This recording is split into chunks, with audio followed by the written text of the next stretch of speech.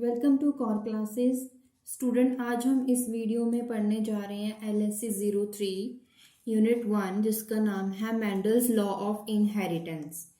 हमने lower classes में ये पढ़ा हुआ है कि मेंडल लॉज क्या थे, इनहेरिटेंस क्या होता है, जेनेटिक्स के बारे में हमने उसका ओवरव्यू हमने लोअर क्लासेस में पढ़ा है।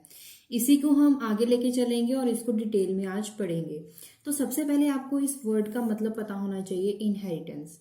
इनहेरिटेंस का मतलब होता है ये एक मैकेनिज्म है, एक पाथवे है जिसके थ्रू एक जनरेशन से दूसरी जनरेशन में कैरेक्टर्स पास आउट होते हैं। जैसे कि अगर हम एक मैंगो सीड लगाते हैं, उसका जो पेड़ होता है उससे हमें मैंगोज ही मिलते हैं। अगर गुआवा लगाएंगे, गुआवा सीड को हम ग्रो करवाएंगे तो हमें रिजल्ट में गुआवा ही मिलेंगे। तो ये क्या होता है कि पेरेंट्स से ऑफ स्प्रिंग को जो कैरेक्टर्स मिलते हैं उसको बोलते हैं inheritance. For example, a child inherits the traits of his और हर पेरेंट्स। पेरेंट्स से ऑफ स्प्रिंग्स को जाते हैं कैरेक्टर्स, तो उस टाइप ऑफ कैरेक्टर को बोलते हैं ट्रेट्स। और जो हम हेरिडिटी पढ़ते हैं, पूरी हेरिडिटी की जो स्टडी होती है उसको हम एक नाम देते हैं जेनेटिक्स। हालांकि मेंडल के द्वारा मेंडल के बाद ही इसका नाम जेनेटिक्स दिया गया था। मेंडल के द्वारा जो एक्सपेरिमेंट किया गया था उसी के बेसिस पे पूरी हेरिडिटी जो स्टडी है उससे जेनेटिक्स बोलते हैं, और Mendel is known as father of genetics. तो इन्होंने ही सबसे पहले, मेंडल ही थे जिन्होंने इसके बारे में बात करनी शुरू की थी। Next topic is development of genetics. Development कैसे हुई थी? तो एक जेनेटिक्स के द्वारा एक स्टेटमेंट दी गई थी, लाइक बिगेट्स लाइक। इसका मतलब, इस स्टेटमेंट का मतलब उनके द्वारा ये दिया गया था कि जो ऑफस्प्रिंग होते हैं उनमें कुछ जो कैरेक्टर्स पाए जाते हैं वो कॉमन है उनके पेरेंट्स के द्वारा जो दिए गए हैं।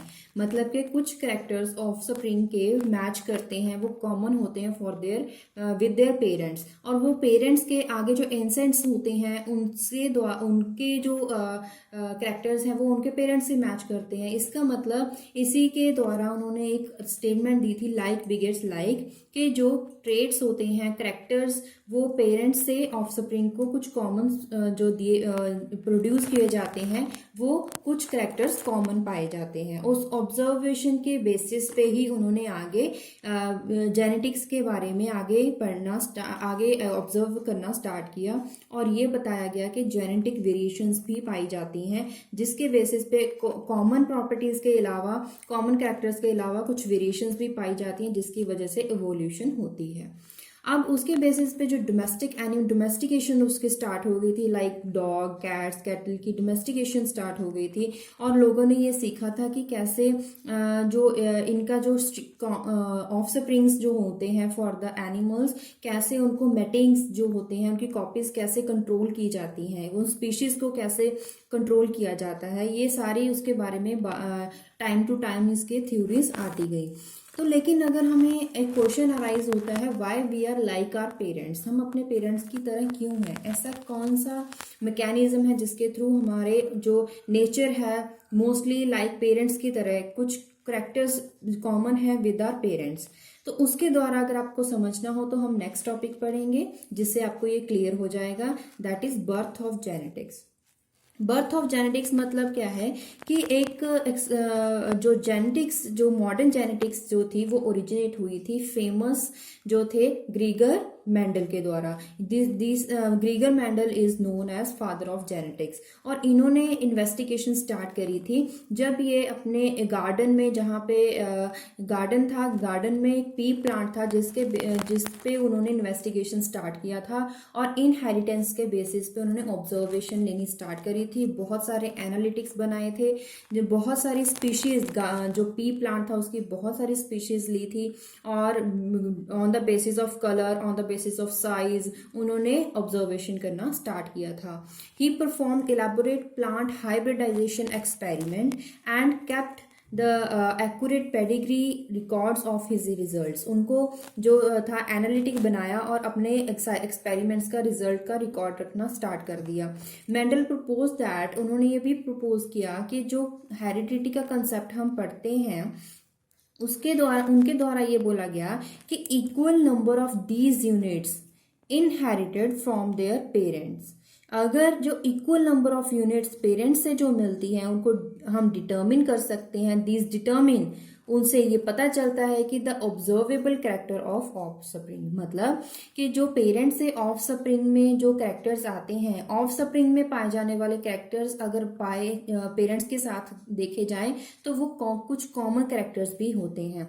The appearance of the character in offspring is determined by the particular combination of factors inherited from the two parents and this was the beginning of the genetics। तो जेनेटिक्स जो था यहाँ से उसका जन्म हुआ, यहाँ से उसके द्वारा ऑब्जर्वेशन की गई थी, जिसका सबसे पहले मेंडल ने जो ऑब्जर्वेशन किया था, इन्वेस्टिगेशन किया था। तभी उसके बाद बहुत सारे ऐसे साइंटिफिक जो साइंटिस्ट थे, बोटैनिस्ट थे, उन्होंने इसके बारे में अभी तक कोई भी उनको एक्सेप्ट नहीं किया था उनके ऑब्जर्वेशन को, मतलब कि उनका जो वर्क था उसको अप्रिशिएट नहीं किया गया कितने सालों तक। इवन उनके डेथ के बाद ही उनके जो दिए गए पब्लिश पेपर थे उनके बारे में बाद में ही इन्वेस्टिगेशन की गई थी।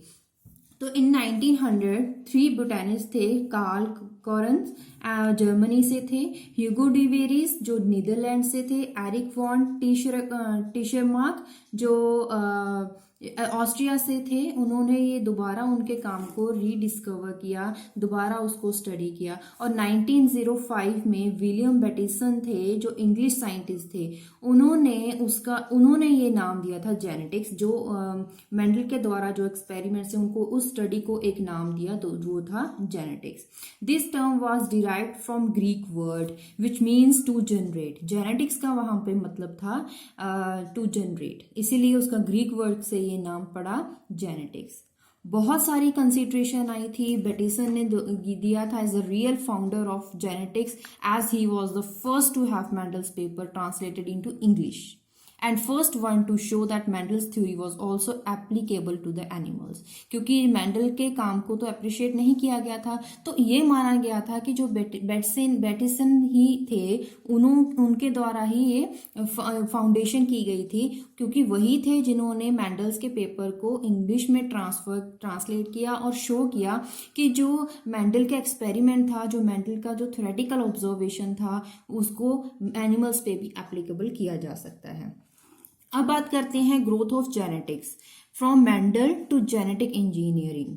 मतलब कि जब से मेंडल जो जेनेटिक्स का जन्म हुआ तब से लेकर जेनेटिक इंजीनियरिंग कितने सालों तक कौन कौन से साइंटिस्ट के द्वारा कौन कौन सी ऑब्जर्वेशन, कौन कौन सी थ्योरीज दी गई थी।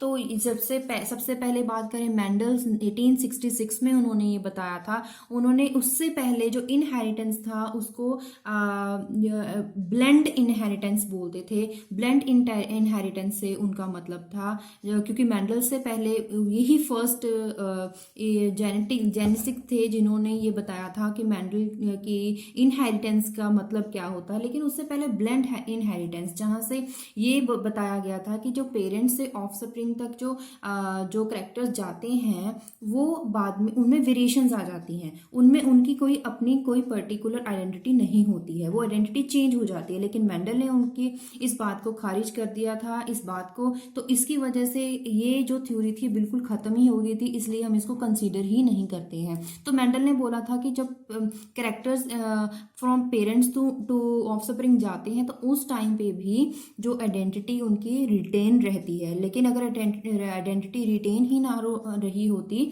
अगर ब्लेंड इनहेरिटेंस सही भी होता तो वहां पे होमोजाइगोस तो वो पॉसिबल ही नहीं था, इसीलिए मेंडल ने इस बात को खारिज कर दिया था।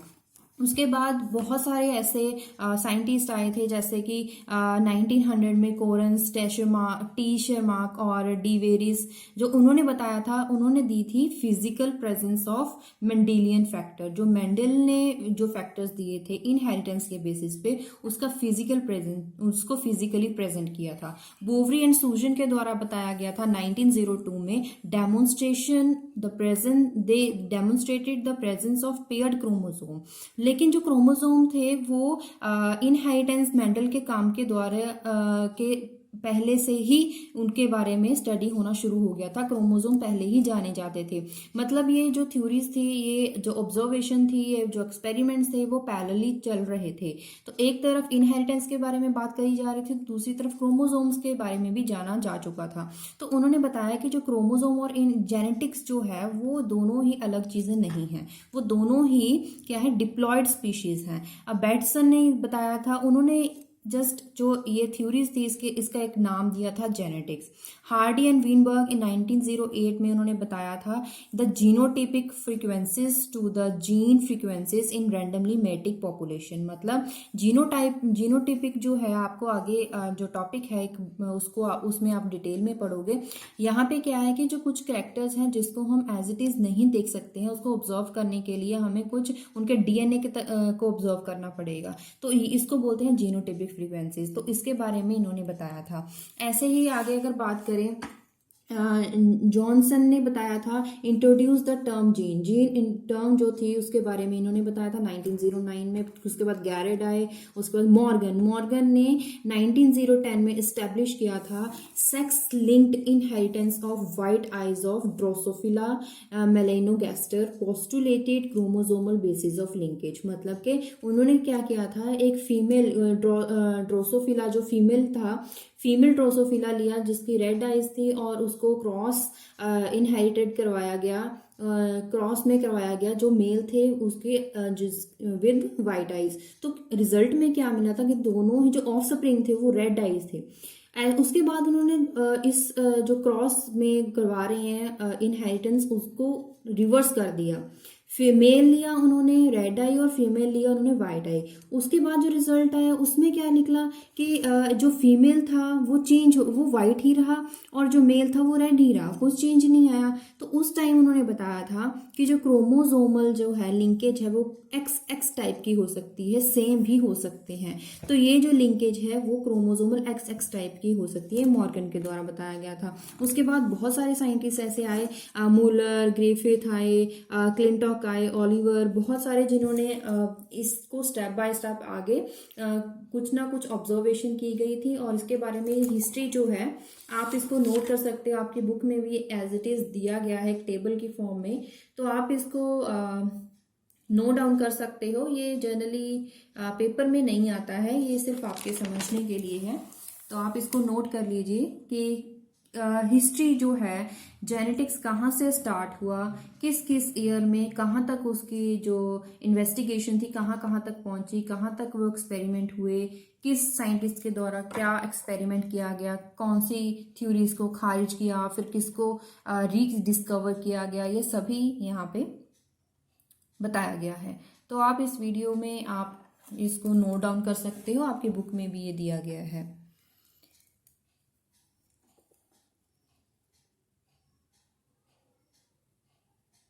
This is from 1866 up to the in 1990। तो 1866 में मैंडल ने ही ये स्टार्ट की थी जेनेटिक्स के बारे में।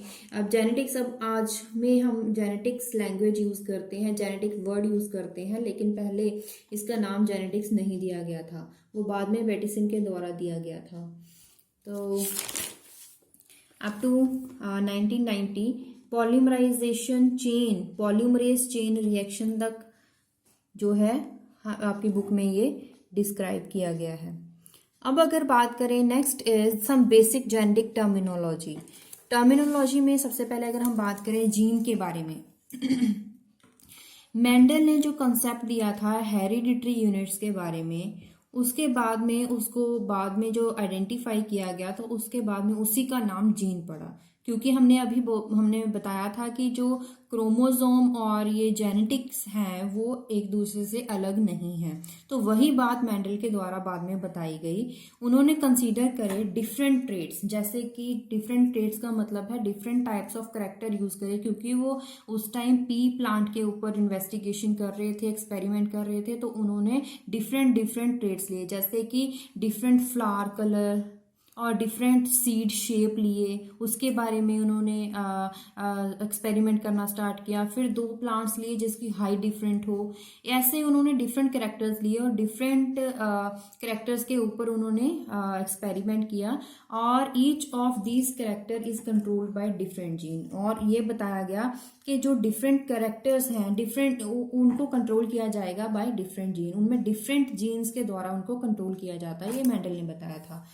अब अगर बात करें जीन एंड एलिल्स के बारे में, the inheritance of any character can be studied only when, किसी भी इन जो हम करेक्टर में इनहेरिटेंस जो पाई जाती है, हमने अभी डिस्कस किया, वो हम तभी पता कर सकते हैं अगर वहां पे कोई भी कंट्रास्ट हो, अगर दोनों में वेरिएशन हो। अगर दोनों ही सेम है तो उसमें हम स्टडी नहीं कर पाएंगे इनहेरिटेंस को। अगर दोनों में कुछ वेरिएशंस है तभी हम उस इनहेरिटेंस के किसी भी कैरेक्टर को स्टडी कर पाते हैं। फॉर एग्जांपल अगर हम बात करें पी प्लांट की बात करें, उसके सीड कलर की बात करें, येलो वर्सेस ग्रीन सीड, उसको ऑब्जर्व, जैसे कि मेंडल ने उनको ऑब्जर्व किया था, या फिर नॉर्मल पिगमेंटेशन या फिर absence of pigmentation in the human, या फिर बात करें brown versus black coating colour in guinea pigs, या फिर अगर ये मतलब डिफरेंट जो है जिसके बारे में हम डिस्कस करना चाहते हैं, जिसके बारे में एक्सपेरिमेंट करना चाहते हैं, वहां पे कंट्रास्ट कंडीशन होनी जरूरी है। एन इंडिविजुअल एक्सप्रेसेस वन और the other but not both contrasting condition at the same time. मतलब एक ही टाइम पे ऐसा नहीं हो सकता है कि जो इंडिविजुअल है वहां पे एक ही या फिर कोई दूसरा कंट्रास्ट कंडीशन होगा जहां पे वो एप्लीकेबल होगा, लेकिन ऐसा नहीं है कि दोनों ही कंट्रास्ट कंडीशन एक ही टाइम पे पाई जाए।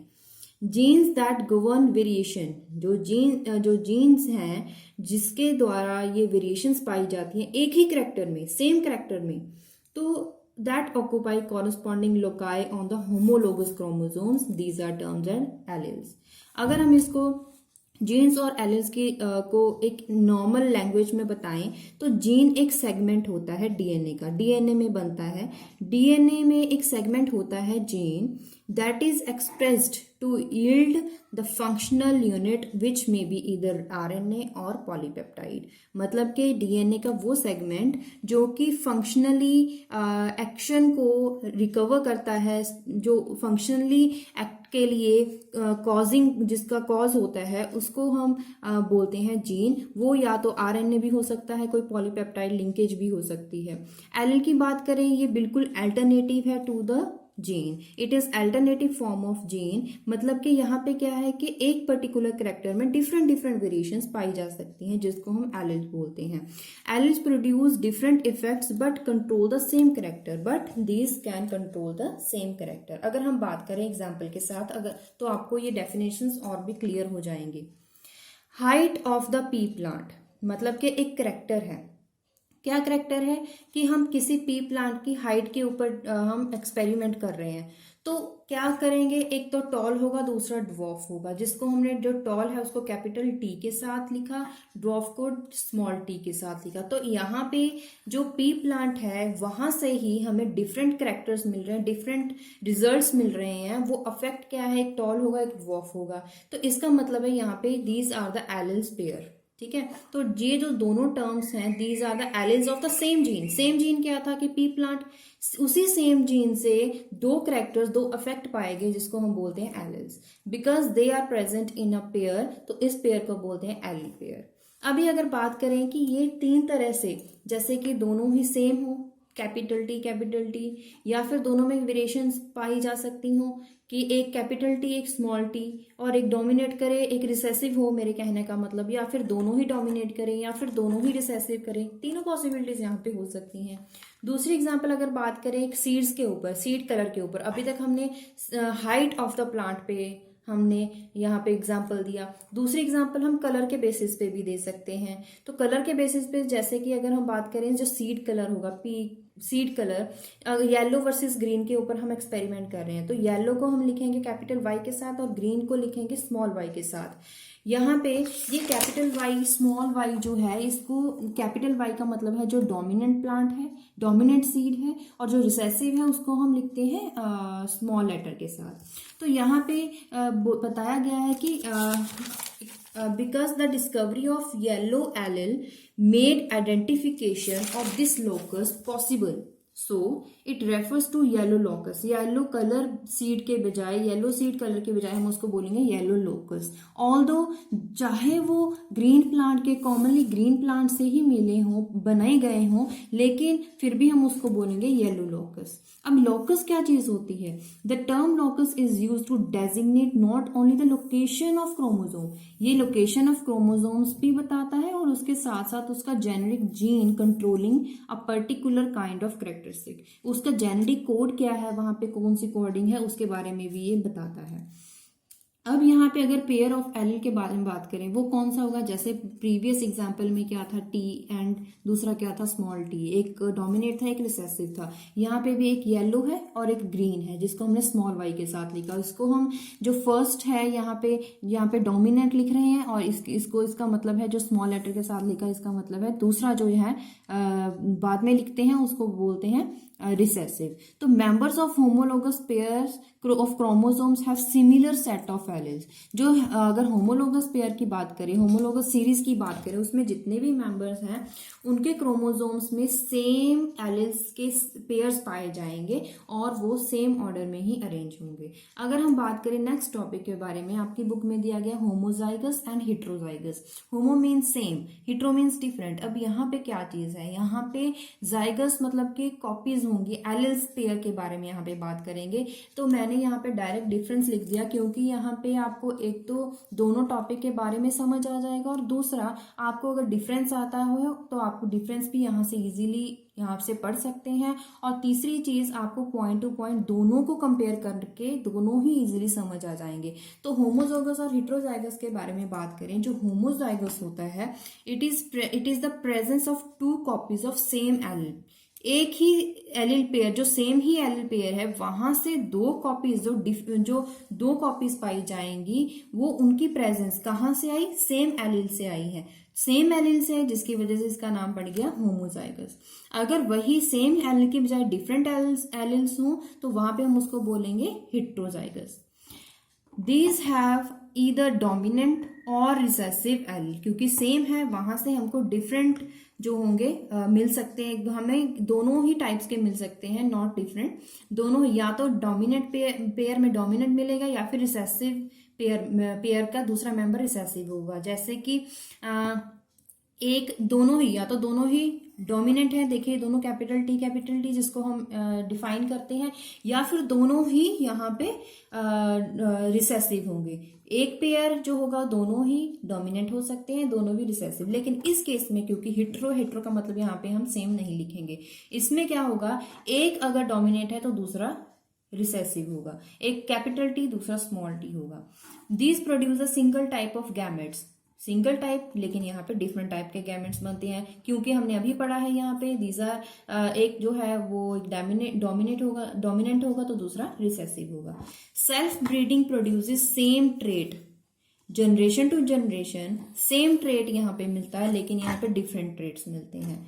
Next difference is do not show extra vigour. Vigour मतलब के स्ट्रेंथ या फिर एनर्जी की बात करें, कोई एक्स्ट्रा स्ट्रेंथ शो नहीं करता, लेकिन यहाँ पे मिलेगी due to the different traits. Homozygous dominant, homozygous recessive, these are two types. लेकिन यहाँ पे या तो कंप्लीट डोमिनेंस होगा, या फिर इनकम्प्लीट डोमिनेंस भी हो सकता है, या फिर को डोमिनेंस भी हो सकता है. को मतलब सेम डोमिनेंस भी हो सकता है, पूरी कंप्लीटली भी हो सकता है, या इनकम्प्लीट भी हो सकता है. लेकिन होमोजाइगस के केसेस में एक होमोजाइगस डोमिनेंट होगा तो दूसरा होमोजाइगस रिसेसिव ही होगा. नेक्स्ट है topic phenotype and genotype. Phenotype and genotype का मतलब क्या है? अब अगर हम देखें कि ये करेक्टर जो डिफरेंस होता है, जो करेक्टर्स में डिफरेंस पाया जाता है, उसको अगर हम ऑब्जर्व करना चाहें, कुछ करेक्टर्स को हो तो हम ऐसे ही देख के, फिजिकली देखकर हम ऑब्जर्व कर सकते हैं. लेकिन कुछ करेक्टर्स ऐसे हैं जिसको हम फिजिकली मेजर नहीं कर सकते, फिजिकली ऐसे ही देख नहीं सकते हैं. तो उस जो फिजिकली हम इजीली देख सकते हैं उसको बोलते हैं फिनोटाइप. जो हम इजीली नहीं देख पाते हैं, जिसके लिए हमें कुछ टास्क करना पड़ेगा, कुछ एक्सपेरिमेंट करना पड़ेगा, उसको बोलते हैं जीनोटाइप। अब हम आते हैं पॉइंट्स टू पॉइंट, हम यहाँ पे डिफाइन करेंगे। Some alleles are dominant while other are recessive, ये हमें पता है। This indicates that it can not be reduced always, हमेशा नहीं है। अगर हम फिजिकल अपीयरेंस के, क्योंकि फिजिकल अपीयरेंस और जेनेटिक कॉन्स्टिट्यूशन दोनों के बेसिस पे हम उसकी ऑब्जर्वेशन कर सकते हैं। फिजिकली अगर हम उसे मेजर कर सकते हैं, उसे देख सकते हैं, तो वो फिनोटाइप कहलाता है। अदरवाइज वो अगर जेनेटिक कोडिंग उसकी हमें नोट करनी हो तो वहां पे हमें जीनोटाइप टर्म यूज करनी पड़ेगी। तो फिनोटाइप का मतलब क्या है? This is term use to specify appearance of an individual in a given environment with respect to certain inherited trait. लेकिन जीनोटाइप में क्या होता है कि जीनोटाइप में हमें उसकी कोडिंग मतलब कि specify the organism use term genotype.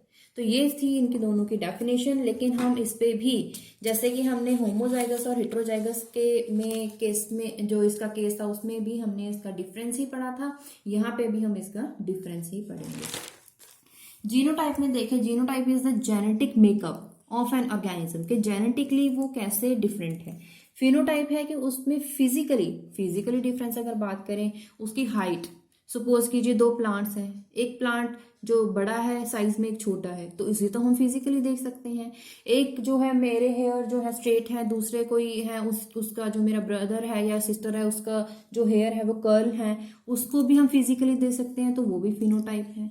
तो जो नेचर होता है एक्चुअल में, नेचर वो हम कैसे देख सकते हैं? वो जीनोटाइप के थ्रू देख सकते हैं। तो फिनोटाइप क्या हो जाएगा? It is a morphology, properties and behaviour of an organism. उसका बिहेवियर जो देखेंगे वो हम फिनोटाइप के अकॉर्डिंग हम देख सकते हैं। लेकिन जीनोटाइप में जेनेटिक मेकअप होता है of an organism. It can be determined by observing the DNA, मतलब हमने बोला था कि डीएनए कोडिंग को हमें देखना पड़ेगा, लेकिन यहाँ पे हम एज इट इज देख सकते हैं physically. It is completely depends upon the gene sequence, genotype obviously. लेकिन यहाँ पे जो फिनोटाइप है इट डिपेंड्स अपॉन जीनोटाइप और इन्वायरमेंटल फैक्टर्स पे भी ये डिपेंड करता है। यहाँ जो ऑफस्प्रिंग्स होते हैं वो इनहेरिटेंस की वजह से इनहेरिटेड बाय द ऑफस्प्रिंग, यहाँ पे not inherited by the offspring, यहाँ पे इनहेरिटेंस नहीं है। तो यहाँ पे अगर बात करें, it consist of all hereditary information that is expressed और सुप्रेस्ड जीन्स, लेकिन यहाँ पे एक्सप्रेस्ड जीन्स होते हैं। तो ये थे इनके दोनों के डिफरेंस। एक क्वेश्चन है अभी तक जो टॉपिक पढ़े हैं उसके बेसिस पे क्वेश्चन है कि हमें एक कोडिंग यहाँ पे दी गई है, यहाँ पे हमें इसको सिलेक्ट करना होगा, यहाँ पे कौन सा फिनोटाइप है, कौन सा जीनोटाइप, कौन सा डोमिनेंट होमोजाइगस है, कौन सा रिसेसिव है, कौन सा हेट्रोजाइगस है। First is capital R small R, ये दोनों ही डिफरेंट हैं, ये हेट्रोजाइगस होंगे। और दूसरी तरफ अगर बात करें, ये जो कोडिंग है ये दोनों डिफरेंट क्यों है, इसे हम जीनोटाइप के थ्रू ही देख सकते हैं। It is depend upon the genetic DNA. Capital T ये दोनों ही सेम है, इसका मतलब होमोजाइगोट हो गए। और दोनों ही कैपिटल है, इसका मतलब ये दोनों ही डोमिनेंट करेंगे, दोनों ही होमोजाइगोट डोमिनेंट होंगे, और ये जीनोटाइप तो है ही। Third is capital T small T, दोनों ही डिफरेंट है, हेट्रोजाइगोट होंगे। और ये जो डिफरेंस है ये जीनोटाइप के थ्रू हम देख सकते हैं। ये जो इनहेरिटेंस में ये जो डिफरेंस है ये हम एज इट इज नहीं देख पाएंगे। टॉल का मतलब एक लंबा है, लंबा का मतलब हम इसे फिजिकली चेक कर सकते हैं लंबा है या नहीं है, तो ये हो जाएगा फिनोटाइप। आर सेम है, होमोजाइगस डोमिनेंट होगा, और दूसरी तरफ ये जीनोटाइप होगा। यहाँ पे भी जीनोटाइप तो है लेकिन दोनों ही डिफरेंट है, तो यहाँ पे हेट्रोजाइगोट हो जाएगा।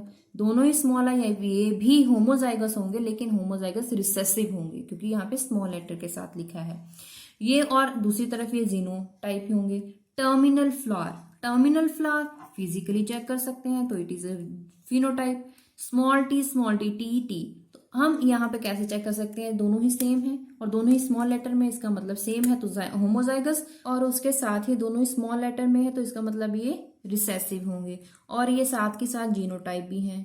तो हमने ऐसे ही हम देख सकते हैं कि जो डिफरेंट यहाँ पे कैरेक्टर्स हैं उसको हम जीनोटाइप या फिनोटाइप के बेसिस पे कैसे डिफरेंशिएट कर सकते हैं।